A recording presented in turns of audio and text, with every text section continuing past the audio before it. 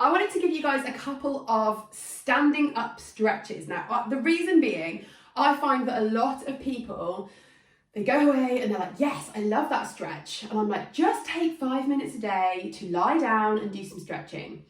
That, unfortunately, in this day and age, is easier said than done, because how often do you just lie down on the floor? Personally, if I'm playing with my kids on the floor, I'll try and fit a few stretches in then, or if I'm sat on the sofa watching the TV at night, I'll try and get on the floor for a few stretches if I can't do it in the first thing in the morning.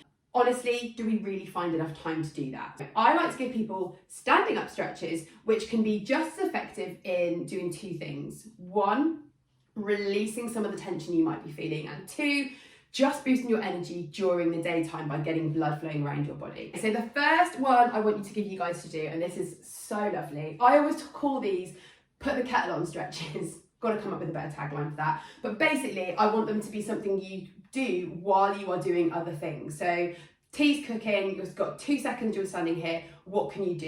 You're going to put your hands on top of your worktop.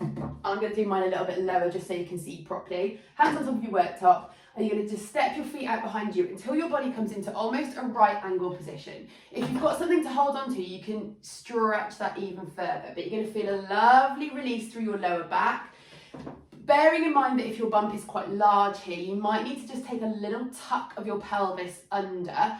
That might feel even nicer actually, to counteract the fact that it wants to do this. So really consciously bring your pelvis, your pubic bone under towards your belly button, stretching out down your back. Keep your eye gaze down to the floor. Take some breaths right in the back of your rib cage. So you're expanding the muscles in the ribs into the back of your rib cage. Take the breath down into the belly and then let it go. And feel everything soften with that exhale. And then while you're in this position, keeping your hands where they are, you're going to lift your head to look between your fingertips.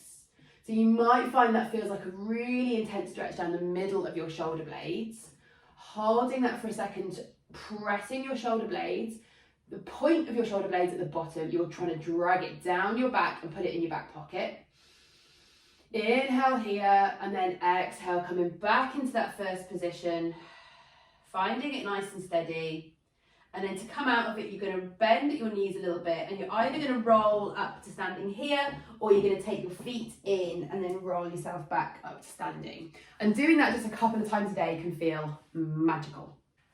Another standing up stretch that I find is really useful is particularly to release these hip flexors here at the front of your legs. Sometimes you don't even know they're tight until you actually start to move them. But often in pregnancy, your pelvis wants to sit slightly more tilted backwards just to accommodate this bump here.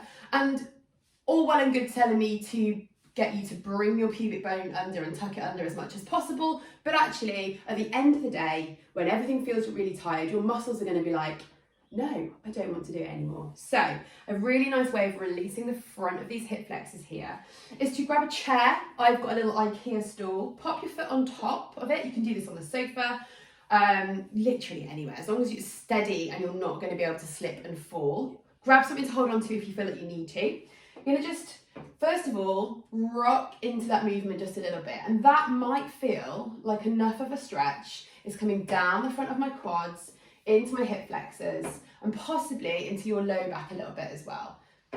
If you need to squeeze into your glutes a tiny bit, that might soften it just away from your back, so it's not going to feel any tension right down here in the low back.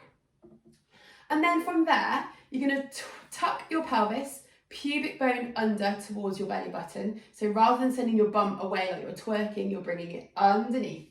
And now you're going to reach forward again. And that tiny little movement should make this a shorter muscle here, and actually we're trying to lean into it and lengthen it as much as possible.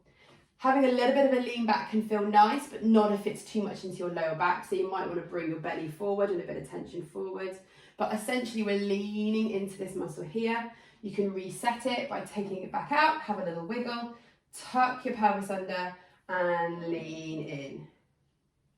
Breathe through those stretches, imagine it lengthening down the front here, and then releasing it off. And you may find that it helps with your back as well, because it's allowing this pelvis to have a little bit more movement rather than just sitting tight in that position. Obviously do that on the other side, repeat it as often as you want. I really hope you enjoy it. A really lovely stretch that's going to come into your upper and middle back and possibly into your chest as well. It's going to let you open up here and feel like you can breathe a little bit. It's bringing out both arms in front of you, and you want to place that back arm against a wall. So my arm is against the wall there. Both arms are coming in front. Hips are staying facing forward so everything's square. And I'm just going to open my arm out and bring it all the way around, and it's really working on getting that rotation here. Now I understand that if you've got quite a large bump, you may be in the later stages of pregnancy, you might not be able to get that full rotation in, and that's absolutely fine. You can also take your feet a little bit wider and let your hips open a tiny bit with it. You're not going to feel quite as much up middle back, but you might feel a stretch a little bit into your lower back and it feel really comfortable and releasing down here too. Another way of doing this without it being quite so twisty is to bring both arms out in front and imagine you're pulling a bow and arrow all the way back to here, see how it feels, and then back to here, see how it feels.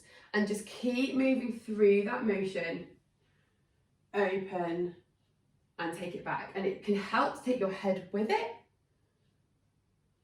So you're getting that a little bit extra out of the stretch. And it can help to relax your shoulders, release into your upper back, your middle back, your neck. Also just take a second sometimes, just have a breath, relax your shoulders, relax your jaw, and enjoy the rest of your day.